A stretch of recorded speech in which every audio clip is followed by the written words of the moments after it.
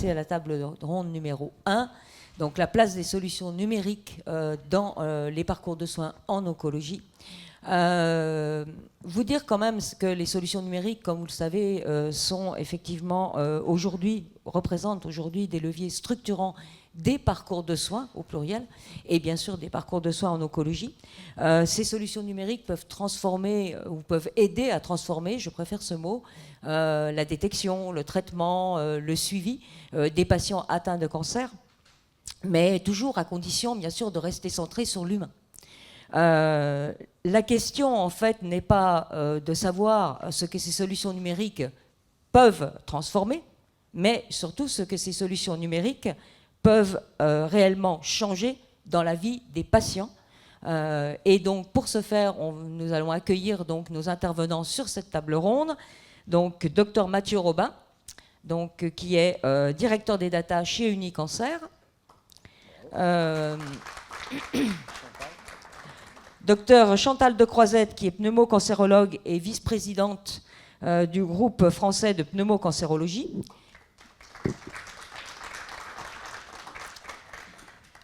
Hicham Housseni, qui est cofondateur et CEO de Kunto.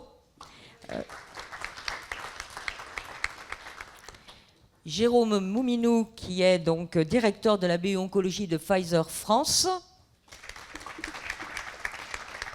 Et nous aurons Michael Wingler, qui n'a pas pu se rendre disponible donc, en vidéo enregistrée, qui est patient et responsable de mon réseau cancer du poumon.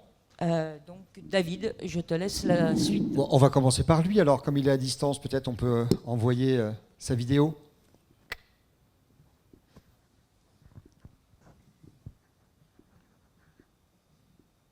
Ah, Michel, il est frisé. On va le... Hop. C'est bon. Alors bonjour, je m'appelle Michael Wingler et je suis responsable de mon réseau cancer du poumon, alors qui est une antenne de l'association Patients en réseau. Alors avant tout, je suis moi-même patient atteint par un cancer du poumon métastatique depuis 2019. Alors Patients en réseau, c'est une association qui a été créée en février 2014 et il s'agit de réseaux sociaux qui sont privés, modérés et gratuits et qui permettent aux patients et à leurs proches aidants d'échanger autour de la maladie et de retrouver de l'information actualisée, qui est vérifiée, qui est sourcée, et surtout une proposition de soins de support variés en ligne. Alors sur la question, quel est l'apport des solutions numériques pour les patients ? Je répondrai d'abord que ces solutions numériques, elles peuvent avoir un apport pour les patients, mais également pour leurs proches aidants. Alors ça peut être dans le côté organisationnel, mais aussi pour le lien ville-hôpital, pour la centralisation des différentes données de santé. Alors les solutions numériques, elles peuvent également aider dans l'accompagnement des patients et de leurs proches aidants. Alors déjà pour rompre l'isolement et offrir des soins de support en ligne. Donc comme nous on propose par exemple sur Patients en réseau, où finalement 70% de nos utilisateurs, ils habitent soit à la campagne, soit dans des petites villes. Alors c'est des personnes qui sont souvent assez isolées, elles sont loin des associations qui se situent souvent en centre-ville. Donc ça peut être également des applications d'activité physique en ligne comme Keepin, Kunto, des propositions de sophrologie, d'accompagnement sur la nutrition, des groupes de parole en ligne. Les soins de support sont absolument essentiels pour nous, patients, et ils ne sont pas forcément toujours très accessibles. Si on habite loin, on va dire, d'un centre de soins, il n'y a pas de vaisselle qui sont pris en charge pour nous amener jusqu'au centre de soins. Et finalement, certains patients n'ont pas accès à ces soins de support. Et pourtant, ils sont absolument indispensables dans le parcours de soins. Alors, quelles solutions numériques, moi, j'utilise ? Alors, je commence à être à distance de ma maladie, mais des solutions comme mon réseau cancer du poumon, moi, m'a apporté une information qui était fiable et la possibilité d'échanger avec des personnes qui étaient concernées par la même maladie que moi.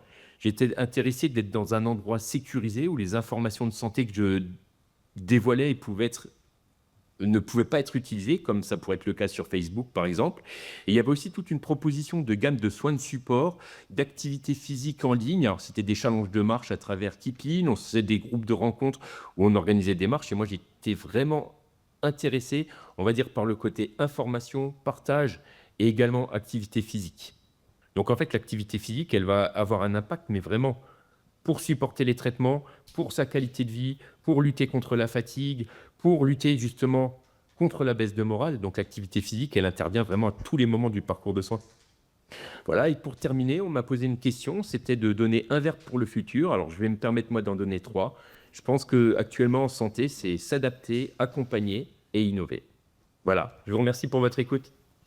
Merci. Bon, activité physique, on va en parler, Hicham, je crois, à un moment donné. Alors, une question, je commence par qui? J'ai un ordre ou pas enfin, non, elle est un peu, de toute façon, elle est d'ordre un peu général. Le parcours de soins, enfin, le numérique, il sert à organiser. Et il sert à organiser aussi des parcours. C'est des enjeux qui sont hyper importants. D'ailleurs, on l'a vu dans beaucoup de startups qui se sont montées. Le sujet du parcours de soins, il est primordial.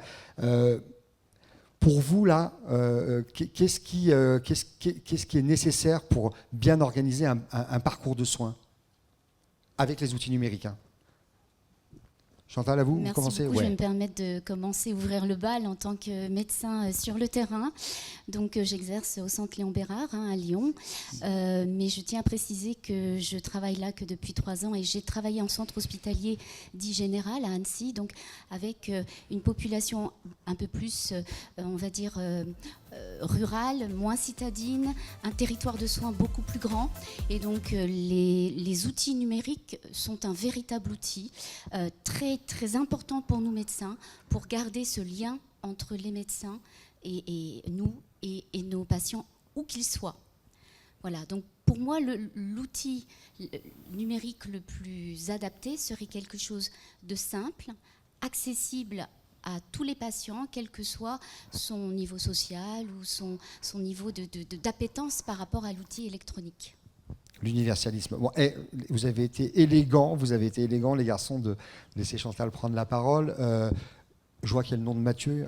Oui. Pour vous, Mathieu, c'est quoi les outils idéaux dans un parcours de soins? Alors, donc, pour compléter, parce que je pense que Chantal a extrêmement bien expliqué l'impact et l'intérêt des outils pour approcher les patients des professionnels de santé, que ce soit au sein des établissements, médecine de ville, donc tous les circuits, tous les parcours qui impliquent différents acteurs. Donc ça, voilà, je ne vais pas réinsister là-dessus, mais c'est une certitude. Le numérique aussi, il faut quand même bien avoir en tête, c'est vrai qu'on en parlait beaucoup, peut-être un petit peu moins aujourd'hui, mais il y a ce qui s'appelle la fracture numérique, parce qu'on n'arrive pas forcément à intégrer l'ensemble des patients dans l'usage de ces outils pour un certain nombre de raisons. Donc on ne va pas avoir le temps de les exposer, mais je pense que chacun les connaît. Difficulté d'accès à ces outils techniques, difficulté de comprendre, difficulté ou impossibilité de ne pas savoir les utiliser. Donc c'est vrai qu'il y a aussi tout ce sujet. Donc je voudrais venir juste sur un point pour rester sur cette minute qui avance peut-être plus vite qu'elle ne devrait. Donc pour moi, l'outil numérique, de mon point de vue, qui ne suis pas clinicien, je suis médecin de santé publique, directeur médical à l'Unicancer, donc ce qui m'intéresse, c'est de pouvoir en effet faire intégrer ces outils dans les parcours de soins des patients, mais à travers les données, qui sont quand même la façon et la matière pour pouvoir mesurer quelle est l'efficacité, l'efficience de ces outils dans l'amélioration des parcours de soins. Donc je pense qu'on développera un peu plus tard tout le focus donné. Oui, on y reviendra. Voilà. Chantal, elle est passée, donc Jérôme, ça va être à vous. Elle terminera par le Ça va être à moi. Ouais. Donc, alors moi, je vais vous donner le point de vue de l'industriel, évidemment, puisque aujourd'hui, notre mission en tant qu'industriel de la santé, c'est de développer des médicaments efficaces, bien tolérés, bien sûr, mais aujourd'hui, ça ne suffit plus. Il faut accompagner le patient tout au long de son parcours de soins. Et accompagner ça se passe aussi dans un contexte où, et c'est une bonne nouvelle, on vit de plus en plus longtemps avec un cancer. C'est pas rare, bien sûr, maintenant qu'on vive plusieurs années avec un myélome multiple, par exemple. Et ça change complètement la donne, parce que en fait, l'enjeu, c'est évidemment de traiter la maladie, mais c'est aussi de permettre aux patients de mieux vivre avec elle. Alors pour ça, le numérique, c'est un accélérateur indispensable pour nous, et c'est aussi la philosophie d'un programme qu'on a lancé maintenant il y a 7 ans, qui s'appelle le Pfizer Healthcare Hub. C'est notre incubateur interne qui, depuis 7 ans, a accompagné 25 startups, dont la startup d'Hicham, et j'arrive, dont la startup d'Hicham, et qui permet de développer des programmes qui vont de la prévention au suivi des patients. Et maintenant, on va tous se mettre debout. On va être en mouvement avec Hicham parce qu'il va nous parler de sport. Non, mais est capable, mettez-vous à vous. Pour vous, votre vision avec ce que vous avez monté. Je le ferai juste après ça. Ouais. Non, mais je vais insister sur ce qui a été dit précédemment. Pour moi, vraiment, le parcours patient, c'est vraiment la continuité. En fait, le besoin patient, c'est la continuité du parcours de soins. Aujourd'hui, on le sait, le parcours de soins, il est un petit peu fragmenté. Donc, on est très, très bien pris en charge lorsqu'on est à l'hôpital, et ça, c'est une chance qu'on a ici en France. Mais des fois, un petit peu en amont ou après, il y a un manque de soutien, disons. Or qu'on sait que quand le patient il est acteur de sa santé avant d'aller à l'hôpital, ça permet d'améliorer la guérison, de bien prendre en compte, bien acquiescer, on va dire, toute la partie hospitalisation. Et il y a aussi le après. Lorsqu'on rentre à la maison, certains patients, des fois, sont un peu isolés parce qu'ils ont été très, très bien conseillés lorsqu'ils sont à l'hôpital, mais ils ont besoin d'être accompagnés pour mieux vivre avec leur maladie et éviter aussi, par exemple, les risques de récidive dans le cadre du cancer. Donc moi, je vais insister sur ce qu'on appelle la prise en charge globale du patient. C'est voilà, avant, pendant et après. Un corps sain dans un esprit sain. Le sport, c'est tout le temps, même quand on n'est pas malade. Ben, merci beaucoup donc, d'avoir respecté à peu près le timing. Donc là, vous aurez un tout petit peu plus de temps, 3 minutes à peu près, pour peut-être nous illustrer les propos que vous venez d'avoir par des projets ou par des expériences. Donc Mathieu, on repart dans l'autre sens. D'accord.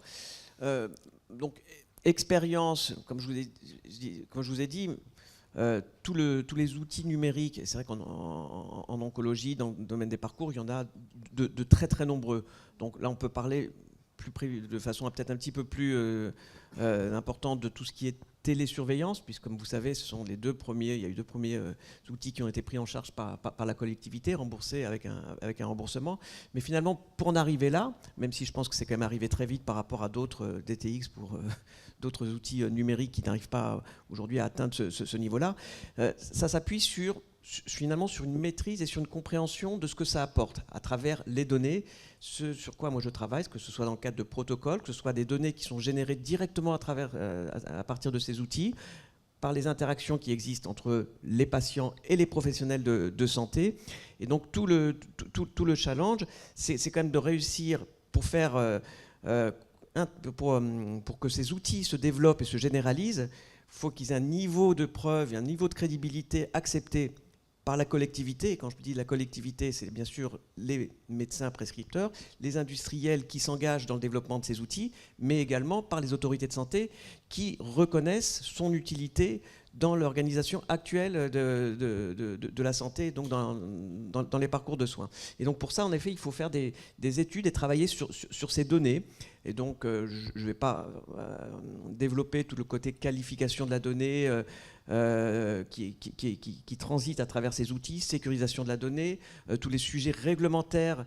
Bien évidemment, on parlait de cadre en introduction tout à l'heure, qui sont des sujets extrêmement importants, parce qu'il y a toujours cet équilibre entre il faut partager les données pour pouvoir générer de l'information, puis en même temps, il faut protéger le droit des patients de ne pas partager ces données ou de ne pas souhaiter des mésusages ou des usages qu'ils ne souhaitent pas voir réalisés à partir de ces données. Donc il y a toutes ces problématiques autour de la donnée qui sont extrêmement importantes, et je pense que, pour conclure, que c'est des sujets qui doivent évoluer au niveau méthodologique, au niveau réglementaire, et l'acculturation, finalement, elle est presque en avance sur ces deux sujets qui doivent encore, je pense, avancer fortement.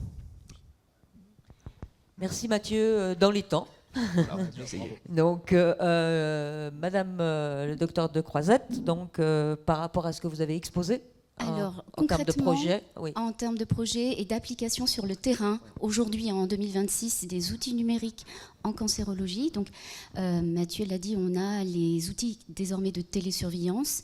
On est en vague d'implémentation de ces outils sur le terrain auprès des professionnels de santé que nous sommes vers nos patients. Mais je dois préciser qu'il faut un peu d'organisation tout de même et beaucoup d'humains. Parce que cet outil, il doit être géré par des humains, et les réponses que les patients nous envoient vont être vues par des infirmières, des médecins. Donc il y a tout de même un temps humain qui est nécessaire. Et donc la petite difficulté que nous avons sur le terrain, c'est bien sûr une difficulté organisationnelle. Nous sommes tous médicalement convaincus que ça aide. que les outils numériques, il y a d'énormes publications. Je ne vais pas vous faire toute la littérature de ce sujet qui est immense.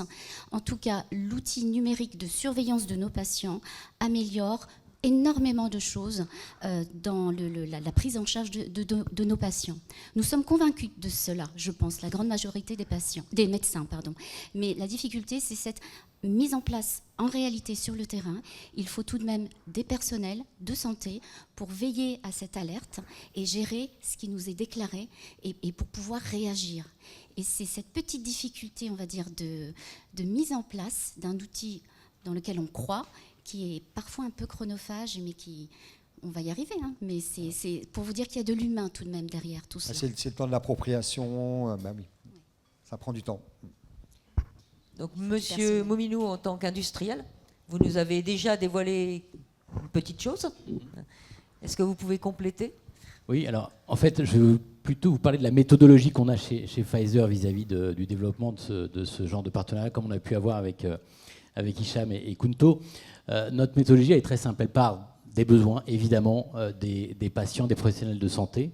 Et donc, on s'entoure de boards, d'experts, de réunions pluridisciplinaires où on recueille les besoins par différents moyens. Et puis, une fois qu'on a hiérarchisé, analysé tous ces besoins, on a une idée très précise d'où on peut agir et ce qui répond vraiment aux besoins des patients. Et donc, on réalise après, on met autour de la table des experts de la e-santé, des oncologues, des soignants, des associations de patients. On travaille tous les ans avec plus d'une vingtaine d'associations de patients en oncologie chez Pfizer. Et l'exemple du cancer du poumon, que Hicham développera bien plus que moi, c'est que les besoins des patients, ils évoluent avec les thérapies.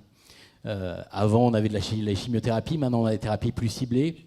On s'adresse à des cancers métastatiques du poumon qui ont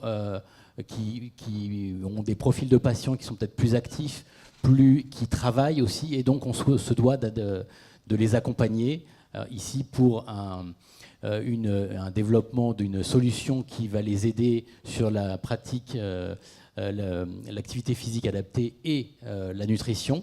Et une fois qu'on a pu travailler, on s'entoure d'experts comme la start-up de Kunto d'Hicham pour développer ce projet.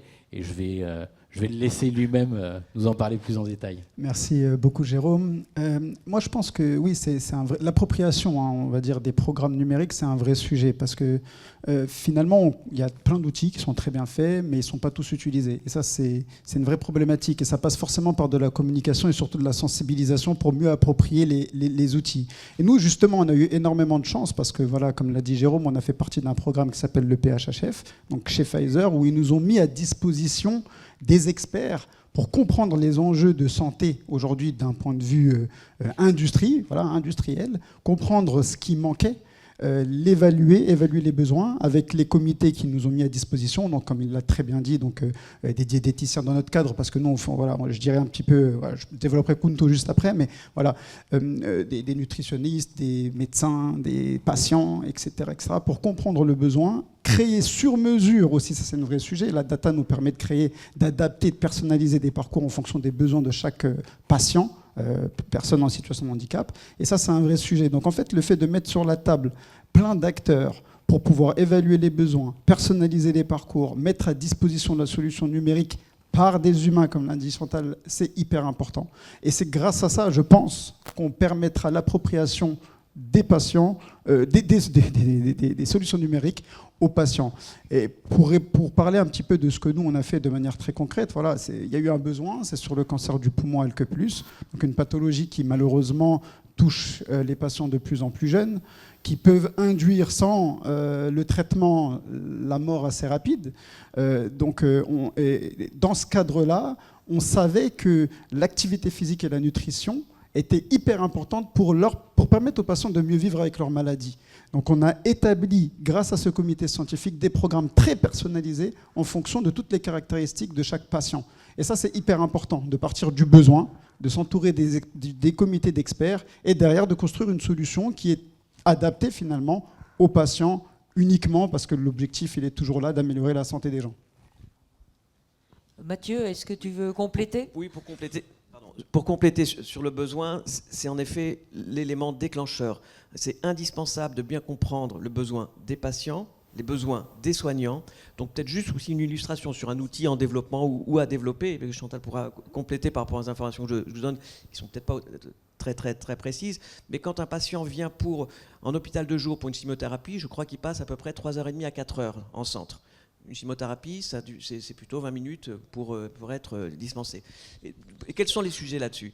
C'est parce qu'il y a en effet une identification et des patients avec qui nous avons discuté et des soignants, de dire on n'a pas cet outil numérique aujourd'hui qui nous permet d'accéder aux données sur la toxicité, qui fait que le patient aurait pu ne pas venir parce qu'on lui a fait faire 200 km, on lui dit finalement on n'avait pas vu, en effet, il y a un examen biologique qu'on n'avait pas eu quand vous étiez, parce que c'est fait en quelques heures avant, on n'avait pas forcément centralisé les informations d'une toxicité reportée, et donc il y a aujourd'hui des optimisations dans le parcours proprement dit, là, au niveau d'hôpital de jour, d'une chimiothérapie, pour ne prendre que cet exemple, qui est tout à fait améliorable par un outil numérique qui implique ce partage de données, cet accès aux données. Et voilà, donc c'était une illustration sur le besoin. Et pour compléter ce que vient de dire Hicham sur le cancer du poumon, la cancérologie est une spécialité qui est en mouvance à une vitesse incroyable. Donc c'est le meilleur modèle à mes yeux pour développer ce type d'outils numériques, puisque les armes thérapeutiques ne font que grandir d'année en année. On a la chimiothérapie, l'immunothérapie en perfusion, les thérapies ciblées, les comprimés, et nous avons des patients qui sont chez eux avec leurs comprimés et qui vont vivre des années ainsi, qui vont travailler, qui vont avoir leur traitement anticancéreux et qui vont avoir la vie la plus normale possible. Donc à mes yeux, un outil qui permet en plus d'avoir le traitement anticancéreux, mais d'améliorer les résultats anticancéreux par une activité physique adaptée, par une nutrition adéquate, est un plus pour nous, puisqu'on le sait, l'activité physique adaptée et la nutrition, ça a également une littérature immense, et le pivot d'un traitement anticancéreux qui réussit. Donc à mes yeux, l'activité physique adaptée et la nutrition sont des traitements anticancéreux. En fait. Donc dans mon discours auprès de mes patients, ça fait partie des choses que j'aborde systématiquement et c'est primordial. Et donc si nous avons des outils qui permettent de stimuler cette activité physique adaptée, pour vous dire un exemple partage d'expérience, je vais le raconter, je dis à mes patients, achetez une paire de baskets confortables et allez marcher. C'est simple de marcher autour de chez vous, voilà. Et ça, rien que ça, eh bien, c'est une action anticancéreuse. Voilà. J'aimerais juste rebondir là-dessus parce qu'en fait, on se rend pas compte, on s'en rend pas forcément compte. Et ça, c'est hyper important parce que moi-même, j'étais pas le premier convaincu. Et c'est grâce à ce programme que je l'ai été en fait. Et c'est pour ça que c'est hyper important de le communiquer. Parce que nous-mêmes, au début, on a démarré Kunto, on savait qu'il y avait un besoin, c'est la personnalisation des programmes en fonction d'une fragilité. Donc c'est comme ça qu'on a commencé. Mais on ne savait pas à quel point c'était important pour la santé des gens. Donc pour nous, c'était du bien-être finalement. Mais non, en fait, aujourd'hui, grâce à ce programme et grâce à l'accompagnement des médecins dans ce parcours, je me rends compte et je suis convaincu que c'est aussi efficace qu'un traitement. Et ça, pour le coup, tout le monde n'en est pas conscient. Et c'est pour ça que je pense qu'il y a aussi un travail de communication pour envoyer les bons messages afin que tout le monde s'approprie des éléments comme ça. Là, aujourd'hui, sur l'activité physique et la nutrition, mais il y a plein d'autres choses, le bien-être mental, psychologique. Il y a plein de thérapies qui permettent d'améliorer la santé des patients et il faut le promouvoir encore plus. Et une question à vous poser, mais quand même pour essayer de comprendre à tout ce que vous avez dit, c'est que c'est une approche vraiment holistique en fait. C'est une maladie, c'est une pathologie, on pourrait le décliner. Il y a des solutions numériques, on enrichit, on voit bien qu'on enrichit aussi avec la data et qu'on va vers une hyper personnalisation aussi des soins. Si vous, en une phrase chacun, là, vous pouvez nous dire, c'est quoi à votre avis l'avenir de ces solutions qui sont techniques, qui ont besoin d'être aussi testées, éprouvées, on monte des cohortes, et il faut qu'elles soient aussi humaines pour qu'on puisse les approprier. Mais c'est quoi pour vous l'avenir des solutions numériques que vous connaissez dans le cadre du traitement en oncologie ? Oui. Un verbe, je précise, pas une phrase. Un verbe. Oh là là, je pensais que j'avais le sale rôle. Non, c'est toi qui l'as. Ça. Bon. Le verbe partager pour évaluer. Pas mal. C'est accepté. Est-ce que je peux avoir 3 verbes? Allez.